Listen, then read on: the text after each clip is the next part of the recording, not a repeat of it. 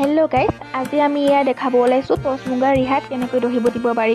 প্ৰথমতে এই সূতাবিলাক অলপ উলিয়াই ল'ব। উলিয়াই পেলাই মিহি মিহিকৈ সৰু সৰুকৈ এটা গাঁঠি দি ল'ব, ধুনীয়াকৈ দুডাল দুডালকৈ লৈ। এয়া দেখিছেনে মই কেনেকৈ দিছোঁ, আপোনালোকেও তেনেকৈ দি ল'ব। তাৰ পাছত যিটো ৰঙৰ দহি বটিব বিচাৰে সেই ৰঙৰ সূতাটো লৈ পেলাই তাত সুমুৱাই সেই মিহি মিহিকৈ গাঁঠিটো আগৰ সূতাখিনি দি গাঁঠি এটা আকৌ মাৰি ল'ব। তাৰ পাছত বেজি গুলিৰ সহায়ত আপুনি আকৌ ধুনীয়াকৈ এটা গাঁঠি দি ল'ব দেই। তাৰ পাছতে ধুনীয়াকৈ নৰ্মেল দহিবোৰৰ নিচিনাকৈ টোপটো উঠাকৈ বেজিৰ সহায়তে আকৌ এবাৰ গাঁঠি দি ল'ব। তাৰপাছত এয়া চাওকচোন মই কেনেকৈ কৰিছোঁ।